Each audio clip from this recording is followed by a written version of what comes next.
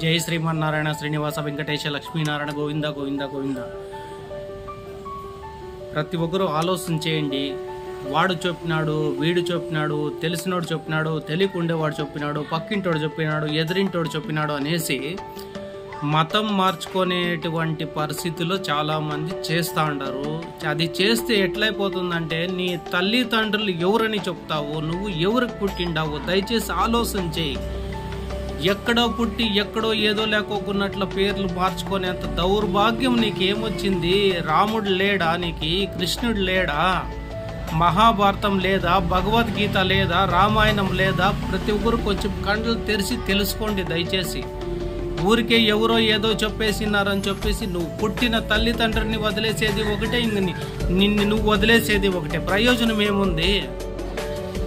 ఎంత శాస్త్రాలు ఉన్నాయి, ఎన్ని పద్ధతులు ఉన్నాయి, ఎన్ని తెలుసుకోవచ్చు తల్లి గురించి, తండ్రి గురించి, భక్తి గురించి, మార్గం గురించి, ఒక స్వర్గము, ఒక నరకము, ఒక మంచి, ఒక చెడ్డ, ప్రతి ఒక్కటి తెలుసుకొని కూడా ఈరోజు మతం మార్చుకునేటువంటి పరిస్థితులు తెచ్చుకుంటాడు. దయచేసి అవి చేయొద్దండి. నీ తల్లిదండ్రులు ఎవరు అంటే గంగాధరప్ప, నీ తల్లిదండ్రులు ఎవరు అంటే నాగమ్మ. ఇది ఉండాలి కానీ ఏదో ఎత్తుకొని పోయేసి నువ్వు మతం మార్చుకున్న తర్వాత మతం మార్చుకుంటానంటావి. కనీసం నీ తల్లిదండ్రులు మరి పేర్లు మార్చమని చెప్పు, జరుగుతుందేమో. దయచేసి అవన్నీ చేయొద్దండి.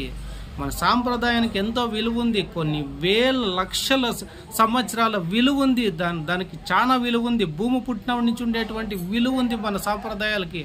దయచేసి ఇట్లా పనులు ఎవరు చేయొద్దండి. నాగరాజు దాసప్ప హిందూపూర్ శ్రీకంఠ యూట్యూబ్ ఛానల్ ఇది పేదవాడి ఛానల్. ప్రతి ఒక్కరు అర్థం చేసుకోండి. జై శ్రీమన్నారాయణ. గోవింద గోవింద గోవింద.